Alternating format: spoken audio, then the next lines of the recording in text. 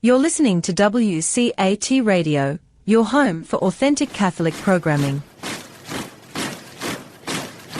Welcome to The Open Door, a show based on the words in Revelation, "I have left an open door before you, which no one can close." This is WCAT Radio's longest-running show, which opened the door to the radio station in October 2016. It's currently offered by Jim Hanink, Mario Ramos-Reyes and friends, and remains open to the love of God in its call to build a culture of life and a just social order through the panel's discussion of the Catholic social teaching principles of solidarity, subsidiarity, and economic democracy.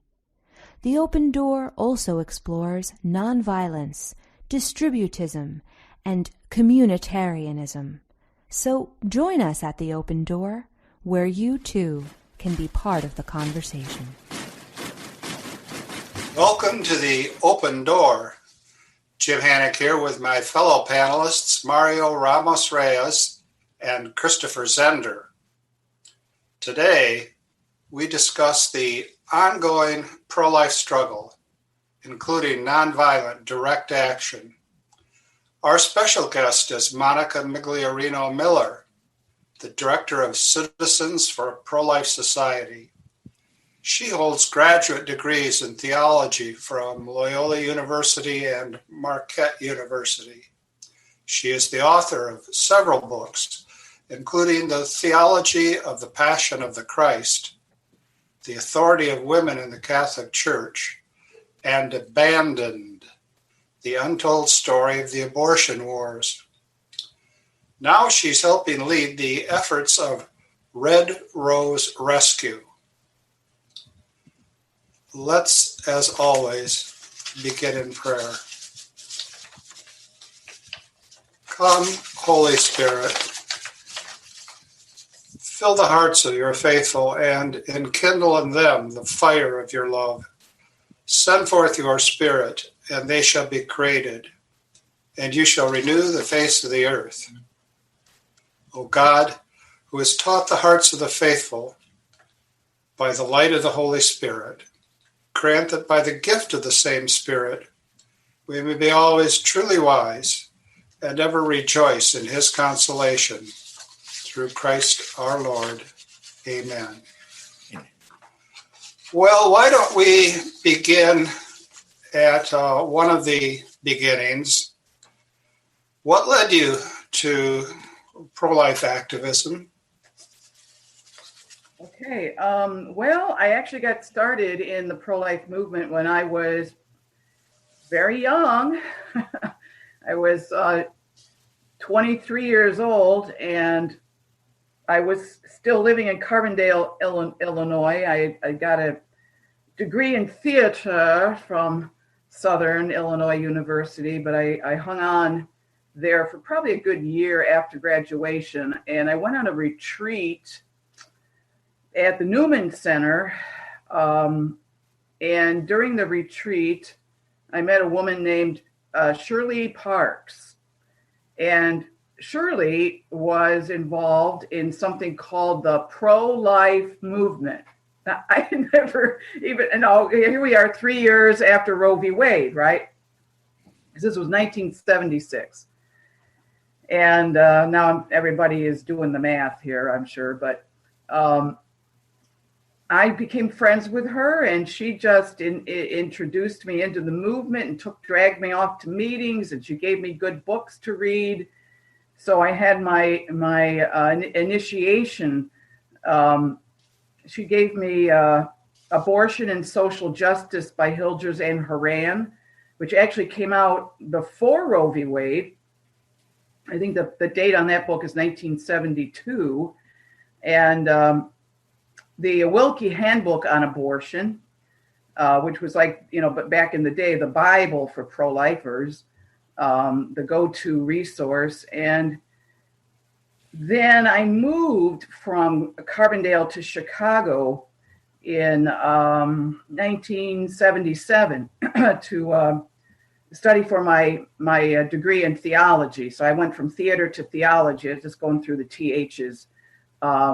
But in any case, I was again a woman, Marcita Hecht. She was a very devout parishioner at St. Ignatius Parish in Rogers Park, Chicago, where I lived.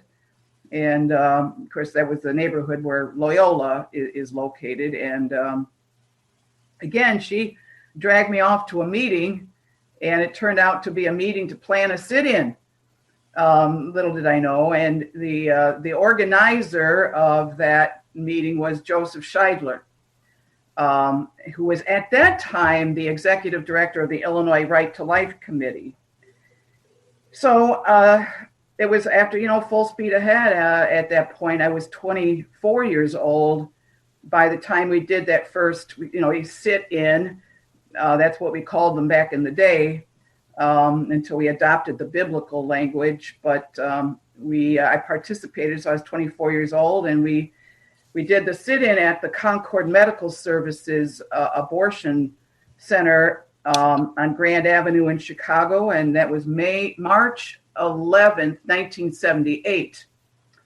So trial by fire, so to speak. And the thing is, I didn't have, Jim, I'm thinking, why I had virtually no hesitations. When time came to, all right, who's willing to risk arrest at that initial meeting at the Illinois Right to Life Committee, I just immediately raised my hand. Okay, I'm in. What excuses did I have? None.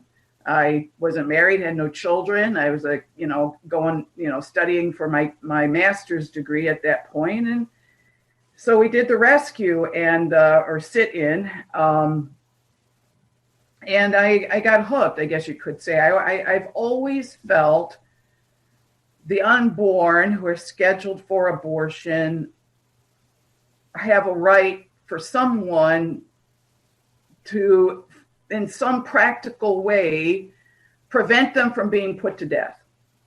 And always we feel very strongly in a nonviolent manner, because we also have to reach out to their moms.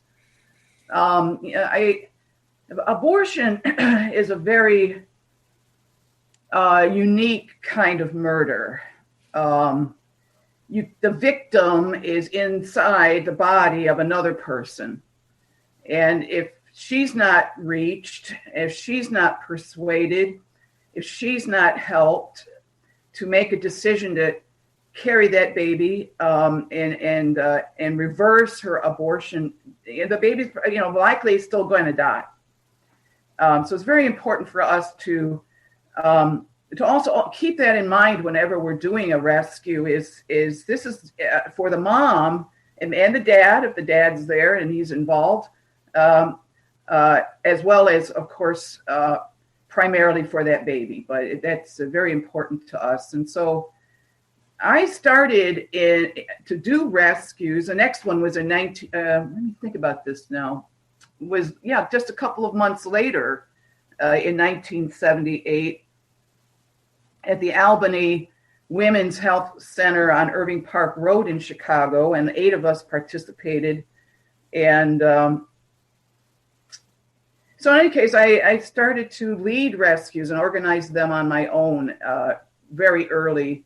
And then I founded Citizens for a Pro-Life Society in 1985. It might have been a little bit earlier than that. I was still living in Chicago, and at that point, I had graduated from Loyola with my master's degree, and I was teaching theology at Madonna High School for Girls on Pulaski and Belmont in Chicago. It was an all-girls school, and continued to organize and to participate in activist activities and a lot of sidewalk counseling in particular. I mean, I probably logged in, at this point, thousands and thousands of hours. I just went out to a clinic day before yesterday, the Planned Parenthood here in Ann Arbor. Now I live in Michigan. So I continued to do that, as well as my husband, Edmund Miller. You may be familiar with him. He also has articles from time to time published in in the New Oxford Review. Who could not be familiar with him? Well, and by the way, let me digress a little bit there, okay? Because when I moved to Milwaukee in 1985 to study for my PhD in theology, the pro-lifers there, the activists were like sheep without a shepherd. And they immediately, the pro-lifers, the activists, globbed onto me, and because they knew I knew how to organize stuff, and they wanted to do a rescue. So we organized the first rescue in Milwaukee on March. Let me think now. What was the date? March 8th, 1986, and at the Rendezvous, which was at the Burger King, which was like 3 doors down from the abortion clinic called Bread and Roses, that was the name of the clinic. Some young lads showed up wearing, these rimless glasses, and it turned out to be Edmund, and he was only 25 years old. Both of us were students at Marquette in Milwaukee, but I had not met him. Somebody else recruited him, and he showed up at the Rendezvous, and he wound up participating in the rescue. And it turned out that he is the son of William D. Miller. And yeah, and William thickens. Right. The youngest son, the youngest of 8 children. Okay. And William D. Miller was very, very good friends with Dorothy Day, and wrote her biography, for which he was nominated for a Pulitzer Prize. He didn't win the prize, but he was nominated. And it's very ironic, too, because maybe a couple of years before I met Edmund at that rescue that day, I had bought my brother his father's book for a Christmas present. And I said, wow, I can't believe it. I'm in the presence of royalty here, okay? So Edmund and I immediately became very good friends, and wound up getting married. We're still good friends, but we're married now. We have three beautiful, fantastic children. So there it is. Well, all right. Now we know how it all began. I wonder if Mario wants to ask why it's still continuing. Well, good morning, everyone. I have a question after listening to you very carefully. You have been involved in pro-life struggles for, I think, 4 or 5 decades. Right. And so my question is, how have you been able to sustain your activism over such a long time? Besides the fact that I'm a fanatic. Fundamentalist. I'm a maniac. Here's ultimately the reason. I am deeply aware, almost painfully aware, of the plight of the unborn. I can't escape their oppression. It lives with me. I'm very cognizant about it. I can't. Okay, in fact, let me put in a shameful plug for my book. Okay, abandoned the untold story of the abortion wars. St. Benedict Press had the guts to publish it, but I say in the book that there comes a point in your awareness of the plight of an entire people group that is under the law named non-persons. Now, here's the thing. This makes abortion very unique. Are there other forms of injustice? Of course. Terrible injustices, absolutely. But in our country, the only class of persons that are actually named by law to be non-persons and who are literally stripped of their right to exist are unborn children. and at the absolute complete whim of their own mother, they can be put to death. And I'm very cognizant of that. And so I can't, in my book, I say, with this awareness, I can't live a normal life anymore. I can't have a normal life. You can't live a normal life when you know that this horrific injustice goes on every day. Almost 3,000 unborn children every day are exterminated. And I wish I could be normal. I wish I could relax. I wish I could be at peace. But that's, and of course, this is the other thing, I don't have, a lot of people ask me, how, maybe your very question, but I don't have a dramatic conversion story. Okay. I'm not an Abby Johnson. I've been a Catholic all my life. And I always knew innately based on my faith that abortion was wrong. I didn't have to be convinced. There was no period where I had to be taught. I didn't have to be convinced. So my path from a spiritual, intellectual awareness that abortion is wrong to doing something about it was a straight line. So I didn't have any detours. I didn't have to, convert myself. So for that reason, it was smooth. It was a smooth path to knowing it's wrong to doing something about it. Hope that answers the question. Yes. Christopher, you want to take? Should we have Christopher take us forward a bit? Sure. I've never heard of Red Rose Rescue. I've heard of Operation Rescue. Are they the same sort of thing, or they're distinct? What is the distinction? What exactly does it do? Okay, that's an excellent question. There is a difference in technique, shall we say, in approach. And back in the day when rescues were at their peak, and you're looking at the 1980s into the early 1990s, so approximately a 10-year period when we're at the peak, where literally thousands, and I might even be able to say tens of thousands of pro-lifers, what were they doing? We would block the door to the abortion center. So we would actually prevent the operation of the clinic. We would stop the process. And the more the merrier. The more people you've got blocking the door, it could take hours for the police to remove everybody. Speaking of which, our group kind of perfected what we call the car rescue, where we actually would pile junk cars in front of the door of the abortion clinic. And I talk about that in my book. And then we would chain people to the cars.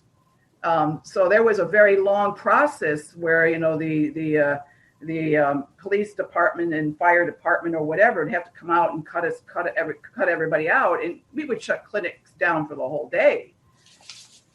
We decided, now here's the thing, Christopher, 1994 is a very pivotal year for the pro-life movement. Bill Clinton was president, and the pro-abortion forces found a way through Congress, you may be aware of this, to pass a federal law, the Freedom of Access to Clinic Entrances Act, which ramped up the penalties for anyone who prevented ingress and egress to for a woman getting wanting reproductive rights or whatever. So that was one of the reasons, not the only reason, but a very, very big reason that almost overnight shut down what up until that point had been a very vital, very vigorous, thousands of people participating in rescues. A lot of us then got married. Edmund and I got married in 1989, and now we're starting to have children. And I'm telling you, going to jail and having children, it doesn't really mix, okay?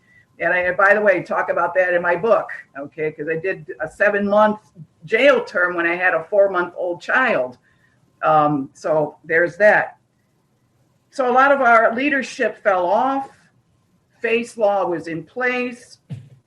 But a bunch of us, Christopher, always felt, nonetheless, that rescues should still be done.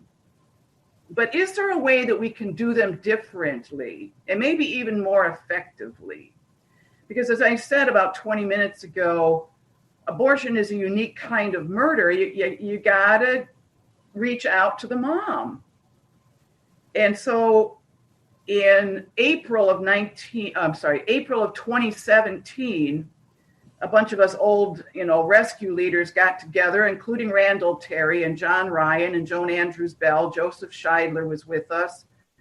And a bunch of us got together at a meeting in St. Louis to talk about, can we resurrect rescues?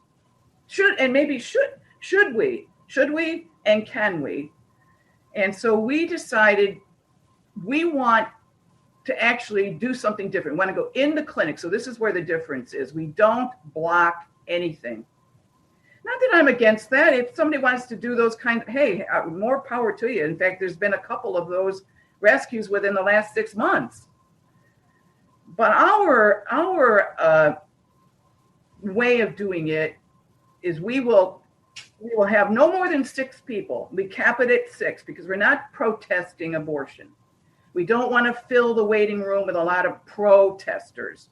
We go into the clinic and we will try to stay there as long as we can. We want to be incognito as far as possible, sit down next to the moms that are in the waiting room. They've already decided not to receive help from the sidewalk counselors. They're past that point. They're in the clinic. And in a few minutes, they're going to be walking down a hallway and going to get that abortion. So we sit down and we talk to them. At some point, we actually give them roses. So there's the Red Rose Rescue. We give them roses. We try to persuade them to go out with us, to leave the clinic with us, or, to be intercepted by the sidewalk counselors. So some of the rescuers might actually leave with the woman, but it's important as the other part of our defense of the unborn. If women refuse our help, we're going to stay in that clinic. We know from experience, without even having to block anything, that as long as we're in there, as long as there's a pro-life presence inside that killing center, abortions are halted. They're going to have to take us out. They have to remove us, take us away. We want to stay there in solidarity with the unwanted, in an act of defense and in an act of witness to their humanity and the sacredness of their lives. And that's the component that may result in getting arrested. And then, of course, we have to go to court. And I did a short jail term a couple of summers ago. So that's the difference. We don't block anything. And that's why we are at this point, we get maybe a citation for disturbing the peace or trespassing or whatever. But we are not violating the face law because as I said, we don't block doors. We don't block hallways. We're there as a presence, a pro-life presence in this place of darkness and despair and literal violence against the unborn. Are you successful in terms of actually being able to convince women how successful are you at that? Actually pretty successful. Really? Had quite a number of women leave the abortion clinic going out with the rose in their hand. Well, let me give you a little story, by the way. In 2 years ago, December of 2018, we did a rescue in West Bloomfield, Michigan, at the Women's Center Abortion Clinic, and 5 of us were arrested. We all went to court. We had the prosecutor from hell. The guy really had it out for us. Jerry Sherman.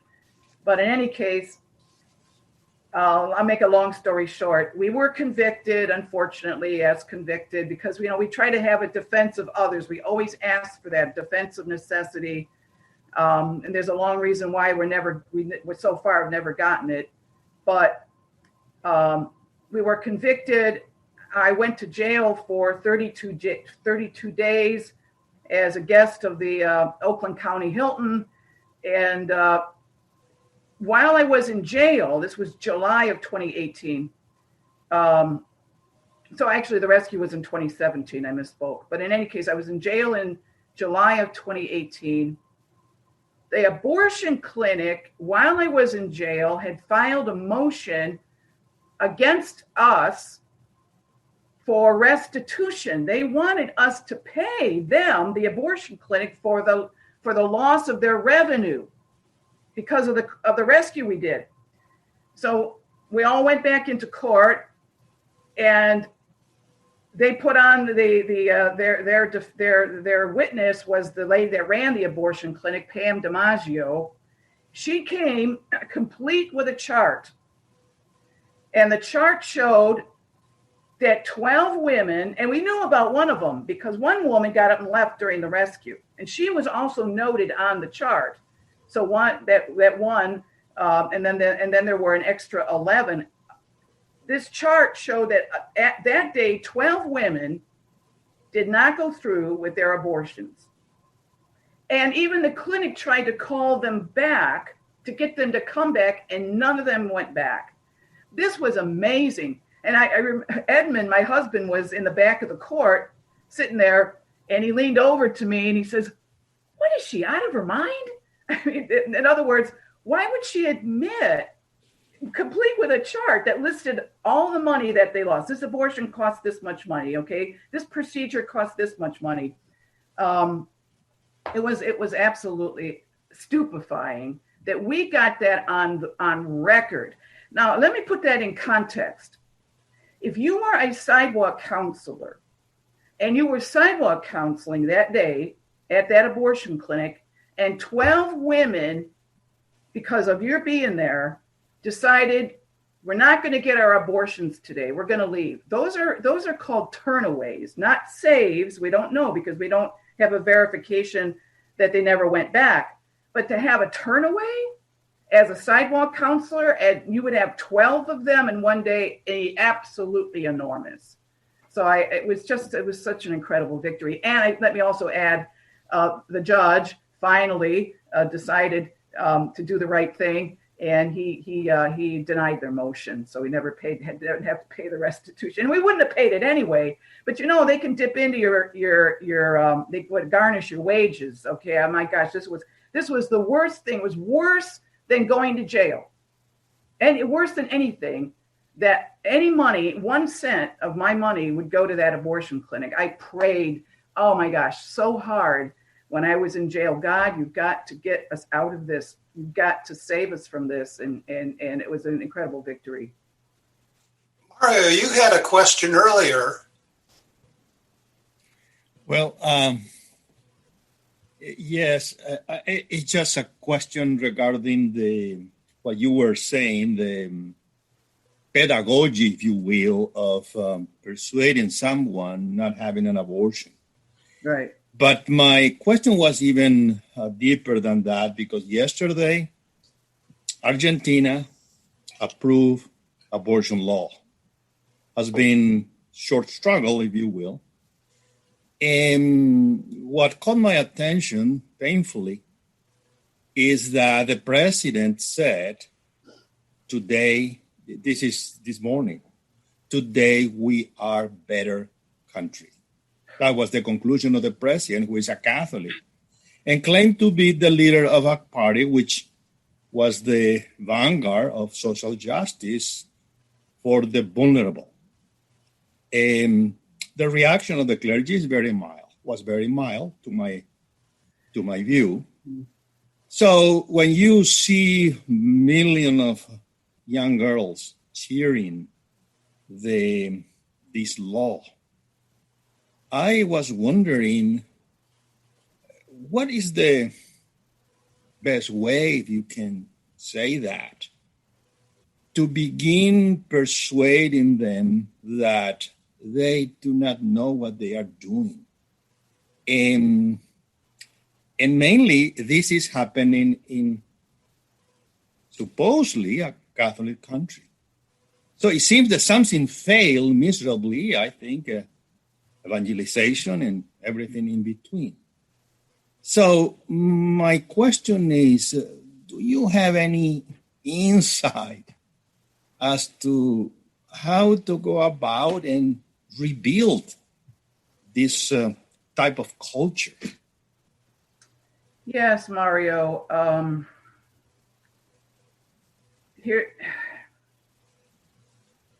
Frankly, I think we have to start with the church. And if Catholics are not re-evangelized on the injustice and the sin of abortion, I don't think we're going to see a change in the culture. And look at what's happened in, who would have ever thought that a country like Ireland would be devoured by the abortion monster, but it happened. But you see the weakness of the church and the how shall I put it, the enormous erosion of influence that Judeo-Christian teachings and ethics have on secular culture these days. That is our biggest problem. And the bishops and the priests and the catechists and the professors and the writers have to re-evangelize the flock. And once the flock, okay, now a case in point, it's this past election. Maybe people see this actually as somewhat of a sign of hope. Okay, and I'm talking about the Trump, Biden election. 51% voted for Trump. 50% or 49%, I think it's 50% Trump, 49% of Catholics voted for Biden. Now, those are self-identifying, okay? They say that they're Catholics, okay? But how deep is the faith? Are they going to church? When's the last time they went to confession? What's their level of devotion? Do they have an active prayer life? Are they involved in Catholic apostolates? So I think that there's a dynamic between the lack of faith, even among those who identify as Catholics, and come on, how far do we have to look? Biden identifies as a Catholic, and he's as pro-abortion as they could possibly be, all the way up to birth, and he wants to codify Roe v. Wade. So, we see this, as I say, this continued erosion of Catholic influence, the influence of Judeo-Christian ethics in our culture. And so what happens then is what fills the void. I mean, what is why are these women cheering? Okay. They believe that abortion is a form of women's liberation. And now Argentina's kind of with it now. We've caught up. We're not a backwards country anymore. We're not tied to those old white bishops, anymore. We're free to make our own decisions, free to decide when we want to have children, free to have as much sexual activity as we want, and we don't have the same burden and the same restrictions as men do. When they go and have intimate relations, women are now liberated by abortion. That's how they see it. Abortion is a form of power. That's what they want. That is exactly how they see it. It's power. And it's very, very toxic. But they're drinking it. They're swallowing it whole. and it's inebriating the culture. And this is the thing that you're ultimately fighting. And then underneath the drinking of that cocktail are these hidden bodies. Now, you know what? Why is it so hard to advocate for the right to life for the unborn? I've given a lot of thought to this, and I've been up close and personal with aborted babies. I've taken thousands of them out of trash dumpsters. I've photographed them. I buried thousands of them. I know what they look like. I know what it's about. But the unborn are invisible. That's their primary plight, being unseen. You're not going to see an unborn child unless you want to see an unborn child. In other words, you've got to look at an ultrasound. You've got to open a book on fetal development. You've got to surf the web to find the pictures of the Nielsen photographs or whatever. But if you don't take the time and expose yourself to the humanity of the unborn, they remain hidden. Women are getting abortions in abortion clinics. They never even see their baby. It's invisible. It's a nothing. It's a non-entity. And, these babies can't march in the street. They can't riot. They can't vote. They can't lobby Congress. They can't do anything. And so we have, that's the problem. And it's a big one. It's huge. That's why we believe in showing the pictures. Expose the reality of abortion. Make that baby real to our culture, so that they ultimately we should be horrified that anybody would dismember, cut apart, suck out, do all this incredible violence.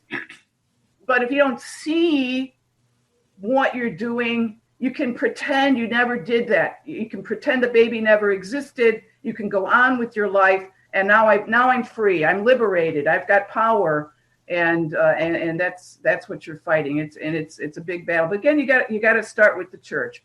I don't have the magic bullet. I don't have the silver bullet, to end it. But that's the key thing. The absolute key thing is the Catholic Church has got to stop sleeping through a Holocaust and get with it and take the risks that are needed in order to end the slaughter of an entire people group. So you see, you kind of got me going. I'm glad that you got going. I want to add another dimension, though. We call this show The Open Door, but we might also call it Radio the American Solidarity Party. Uh-huh. So I want to address the political dimension here. There's a scripture that tells us about the exorcism of devils. And the difficulty was it didn't take devils worse than the devils that were in return to this place. And you're a theologian. You ought to be able to give me the text, but I can't give you the text, but I know the message.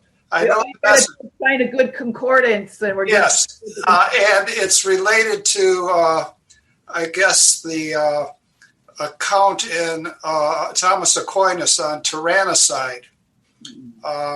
His own brother was executed for anti-state activities. Now, Thomas Aquinas, as Alistair McIntyre pointed out, changed his mind 3 times on tyrannicide. And in one of his discussions, he cites the woman who says, well, there's something to be said for that position, but somebody worse will probably come in.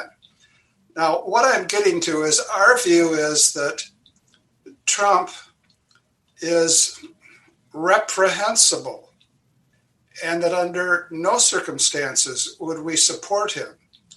I think a number of pro-life people have decided to go another direction. Right. I think they're desperately wrong. But now we have the new devils coming in. And we would say that these are every bit as bad as the old devils, and they have better public relations. So as the new devils come in, what do you think is going to happen with the nitty-gritty prosecution of people engaged in direct pro-life action? And what do you think is going to happen with the so many crisis pregnancy centers we think here in California? Fortunately, we didn't have to advertise abortion clinics inside the pregnancy centers because we had some sympathy upstairs. That's all gone. So things are going to become very bad. How bad do you think they're going to become? What ways are they going to manifest themselves? And could you talk a bit about this nest of questions? Well, I think one thing that we need to be, and hopefully the bishops will finally just get it, but I think that the erosion of religious liberty, frankly, is something that's going to be a real threat with the new administration. And we can see through the Department of Health and Human Services, how shall I put it, in the Obama mandate once again is going to probably rear its ugly head. It was somewhat muted during the Trump administration, but it's going to come back. And one maybe source of comfort, if you will, is the new federal judges that have been put into place during the Trump administration will be somewhat of an obstacle to the goals of a pro-abortion, anti-religious liberty administration that I think we really need to be, in terms of what Biden and Harris are going to be all about. They're going to, I think we need to take this very seriously. They're going to put in the most radical, extreme advocates of legalized abortion that we've never seen before in the last 47 years. That's what we're facing. The only thing I can say is that we need to have a very strong spinal column. We need to be ready to face serious persecution in these areas that I've just mentioned. Maybe somehow, because we do live in a free republic, supposedly, there's only so much damage they're going to be able to do. But I think we do need to be ready. Sobering. Yeah. Mario?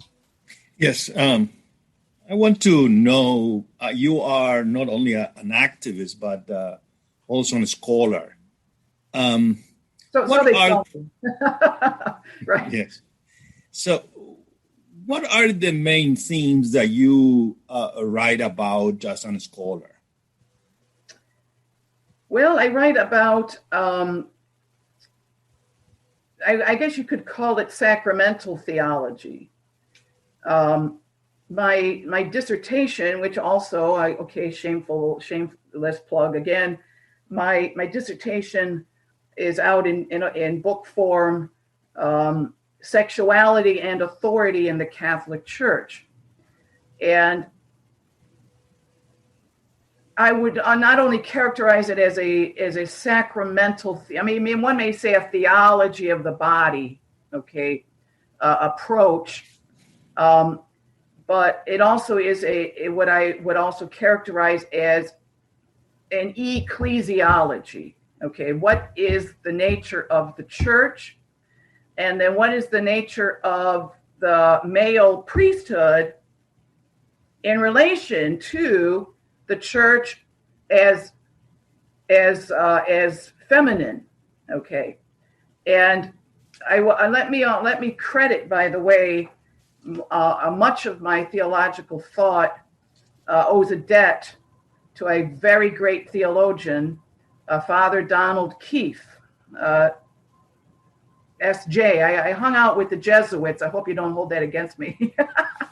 But my degrees are from Loyola in Chicago and Marquette in Milwaukee. Father Keith died a couple of years ago. But the idea that the structure of the order of redemption, how is it that we're saved? We're saved by a covenant.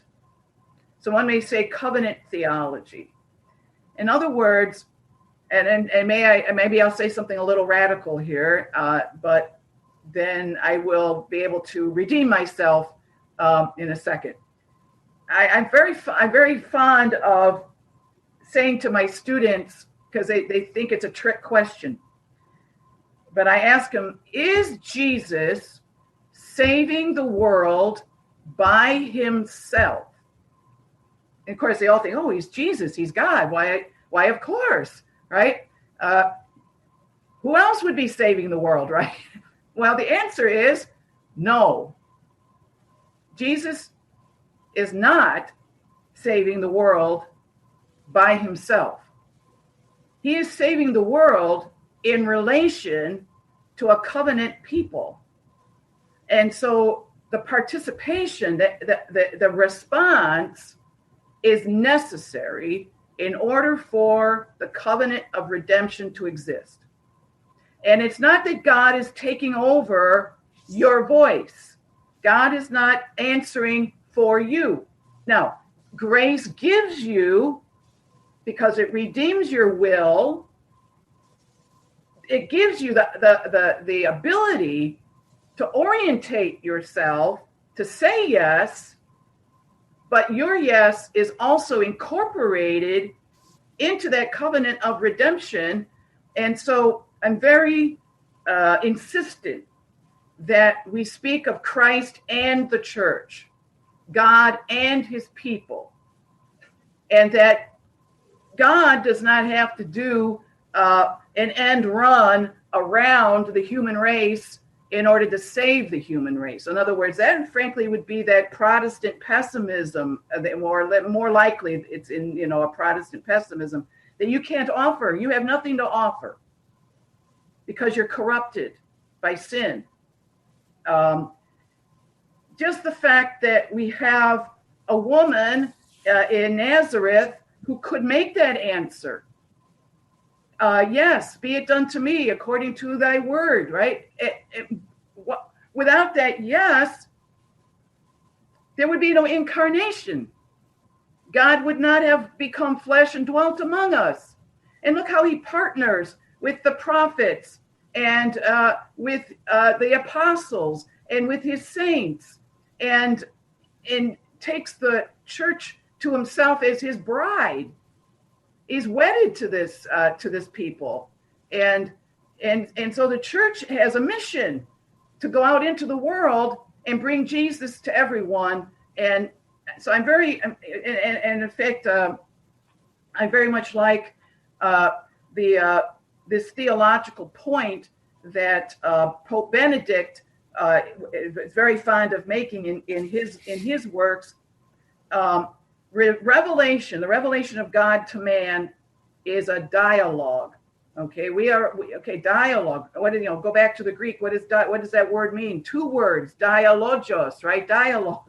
So redemption is not a monologue. God is the only one doing the talking, right? But there's a response that has to be made to God. We have conversation.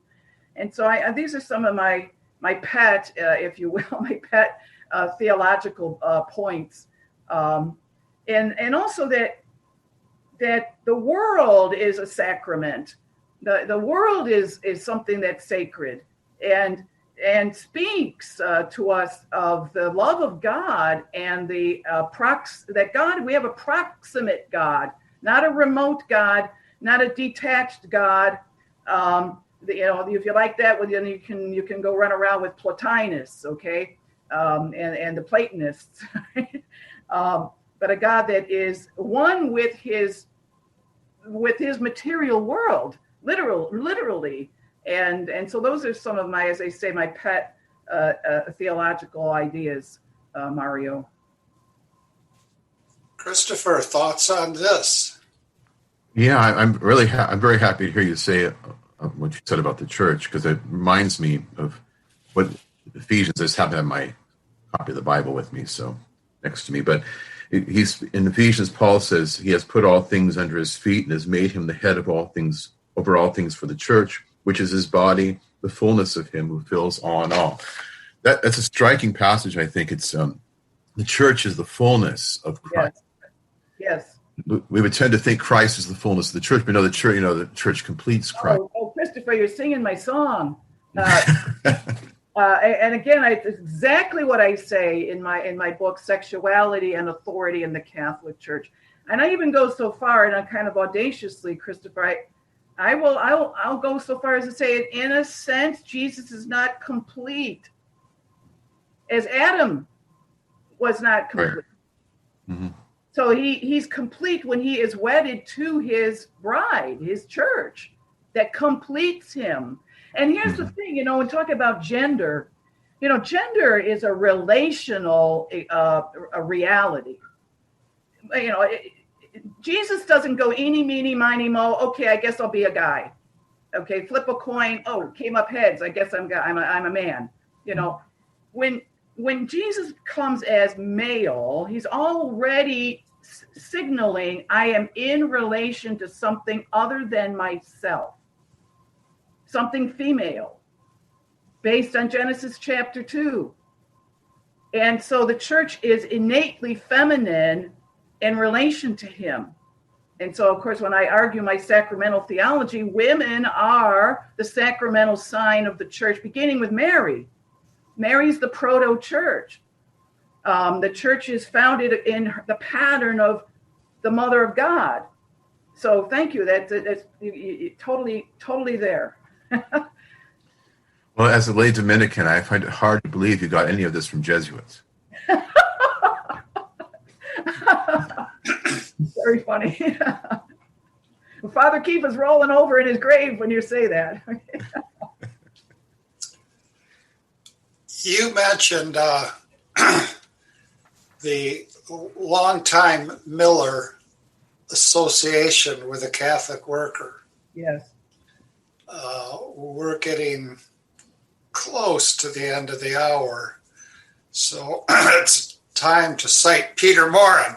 Yes, Peter. And Peter said, the future will be different if we make the present different. How are you going to make the present different? How should we make the present different? And how is it that we can, in making the present different, address what I think applies to the acceptance of the abortion Holocaust, a kind of banality of evil? I'll tell you how banal it can get. That abortion clinic that I talked about, that we did that rescue where 12 women decided not to get their abortions that day, West Bloomfield, Michigan. West Bloomfield, Michigan is a very wealthy community. And the abortion clinic, I am not exaggerating, back in 2017, it literally shared the building with a Starbucks coffee shop. So the Starbucks coffee shop was in the front of the building and the abortion clinic was in the back and literally shared a wall. Unbelievable. So you'd have people driving into that parking lot, getting their lattes and their cappuccinos and whatever else, their spiced teas, while this abortionist is killing babies up to the 24th week of pregnancy. It's absolutely absurd. I mean, to me, that kind of says it all when you talk about the banality of evil. In any case, making the present, change the present, and then you change the future. I think, again, I go back to what I said a while ago. We can't live normal lives anymore. And when we talk about abortion, it's so easy to live a normal life because, the abortion clinics just blend into the scenery. It looks like a podiatrist office, or it's right next to a McDonald's, or it doesn't look evil, right? Nobody, it doesn't say, there's not, the blood is not splashed on the sidewalks. It's all very sanitized and just blends into the landscape. And I think that, what we need to be doing is be willing to take the necessary risks and make the sacrifices that are needed in order to end when it comes to any injustice. Just ask Martin Luther King about it, right? But you have to break out of that normality of your life and do something, as I say, radical acts of love. That's what you got it. That's what's required. As opposed to random acts of kindness. Right. Radical acts of love are required to end abortion, which is basically the consequence of a grave spiritual crisis. Okay. Let's go back to Argentina. It's so demoralizing. It just makes you want to say, oh my gosh, it's what can we do? And it's all over, and you feel overwhelmed. Oh my gosh, so overwhelmed by the tidal wave of loss of respect for life. And I do think that we need to cultivate now what will change the future. Dare I say it? We need to have a fear of God. We need to fear God in the sense that we would so violate what's precious to Him. We've lost that. We've lost that fear that we're not afraid anymore to violate what's precious to God. How many times I'm outside of an abortion clinic and the boyfriend or even the woman going in, God will forgive me. It's like you're turning on a light switch, right? You God will forgive me. God, you know what? God wants to forgive you right now for even thinking about getting an abortion. You need to repent right now for wanting the abortion. That already is a sin, right? So that's my answer for all it's worth. Here's a final link at the end of one of her many startling and analytically keen essays. This one is called War and Murder by Elizabeth Anscombe. Oh, yeah. She refers to people who say, well, we cannot allow Russia, we cannot allow communism to destroy our lives. So we really have no choice but to maintain a nuclear arsenal and be resolute in the will to use nuclear weapons. And Anscombe says, have you forgotten that your enemies here can destroy your body, but God, well, you ought to have a fear of God, and that's something that you're saying as well. Right. We've oftentimes on this program talked about St. John Henry Newman, and Newman says in his Apologia Pro Vita Sua that his own transformation began really with a fear of God, It's a loving God. God is a loving God, but God is also a just God. Right. Thank you so very much. We will close with, as we always do, today's gospel. This is from Luke. There was a prophetess, Anna, the daughter of Phanuel of the tribe of Asher. She was advanced in years, having lived 7 years with her husband after her marriage, and then as a widow until she was 84. She never left the temple, but worshipped night and day with fasting and prayer. And coming forward at that very time, she gave thanks to God and spoke about the child to all who were awaiting the redemption of Jerusalem. When they had fulfilled their prescriptions of the law of the Lord, they returned to Galilee, to their own town of Nazareth. The child grew and became strong, filled with wisdom, and the favor of God was upon him. Come, Lord Jesus, come. Thank you, Christopher. Thank you, Mario. Thank you, Thank James. you. Thank you. Thank you. Hello, God's beloved. I'm Annabelle Mosley, author, professor of theology, and host of Then Sings My Soul and Destination Sainthood on WCAT Radio. I invite you to listen in and find inspiration along this sacred journey we're traveling together to make our lives a masterpiece and, with God's grace, become saints. Join me, Annabelle Mosley, for Then Sings My Soul and Destination Sainthood on WCAT Radio. God bless you. Remember, you're never alone. God is always with you.